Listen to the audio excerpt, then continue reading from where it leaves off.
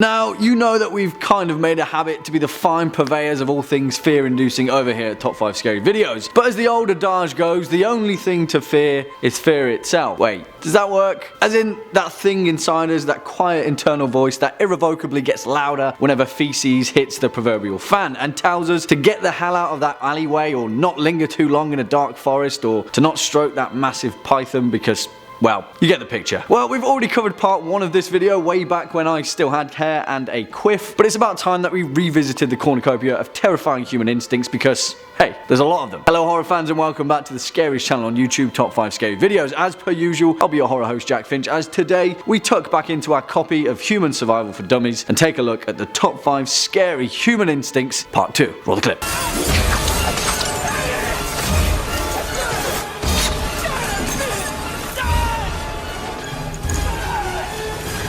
For the curious amongst you, that scene was from the year 2000 action-adventure thriller Vertical Limit, which was actually the first film that I ever owned on DVD. So, for nostalgia's sake, it makes today's clip. And also, there are some pretty nerve-wracking human instincts on display in that film. Kinda comes with the territory when you climb K2, really. Kicking off at number 5, poisonous predators.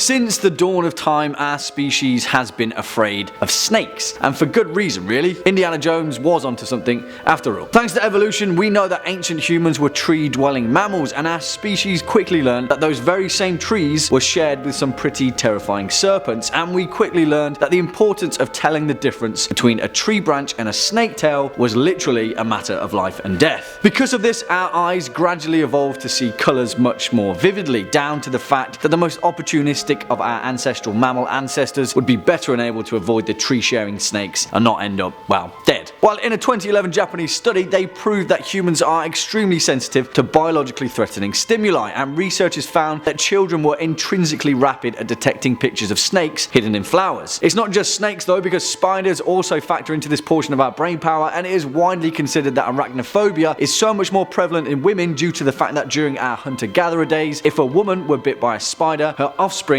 would likely die without her.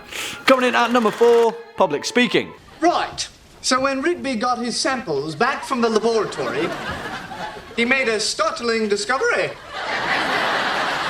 And perhaps Ross wouldn't have been laughed at if everyone knew that deep down he was just acting on an instinctual fear. Nah, I'm just kidding, that scene is hilarious. Of course they'd still laugh at him, but the fear of public speaking isn't just reserved for nervous fictional characters, because it's a universal fear felt by people across the planet. Have you ever been in a situation where you've got to give a presentation, but the night before you just can't seem to get any sleep? The next day you've got butterflies in your stomach and you're drenched in sweat. Well, the answer is that the root of this fear is actually built into our DNA. The fear of public speaking actually comes from our amygdala, the part of our brain that regulates emotion, which is then hypersensationalized by the reactions of each and every face in an audience, subconsciously picking them apart to see which, if any, people pose a genuine threat to our survival. Oftentimes this results in a crippling stage fright where some people, when faced with the terrifying reality of public speaking, simply just stare blankly into the crowd. The continued perception of this threat overloads their instinctual brain, and it results in a primitive level staring contest, much like when a deer is literally caught in the headlights. Swinging in next at number 3, the dark.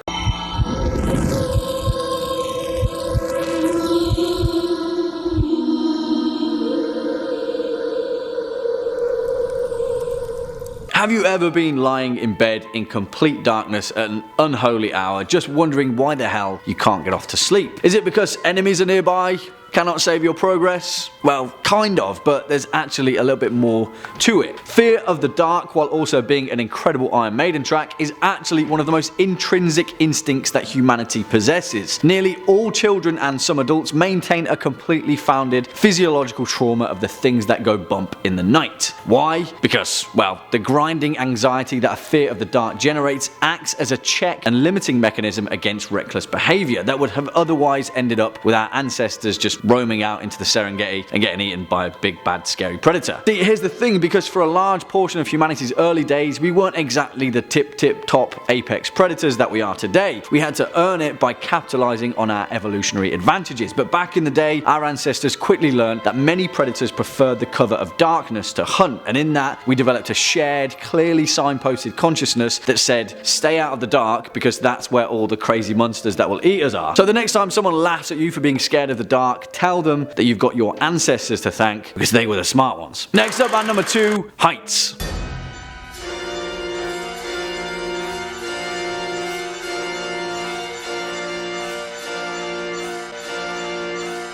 Oh, Hans Gruber, you sorely misguided man. As my editor Dylan pointed out, Alan Rickman actually had his own massive fear of heights, and when filming that scene, the crew lied to him about the timing of his harness release. So what you're actually seeing is the one-take face of betrayal. Poor guy. But Alan Rickman wasn't alone with his fear of heights, because we all feel it in some ways or another at varying degrees. In actual fact, an instinctual reaction to heights is triggered when your inner ear feels an exaggerated gravitational pull and tells your other senses all about it. It immediately alerts the rest of your body of the distance that exists between you and the ground, and well, if that distance exceeds say 30 feet or so, your body will instinctually go into a panic mode triggered by the fear of falling from such a height. The thing is though, this fear is fascinating because unlike other similar fears, while our body is hardwired to experience a shift in gravitational pull, we don't develop this fear at birth. It isn't ancestrally ingrained in our brains despite having the faculties to do so. In actual fact, this fear is developed after a baby begins to learn locomotive skills, and it's been found that people only learn to be scared of heights after they begin to perceive space and movement. So basically, we just got far too used to swimming upside down in our mum's wombs. Oh, why did I just say that? Mum's wombs. And finally, coming in at our number 1 spot, death.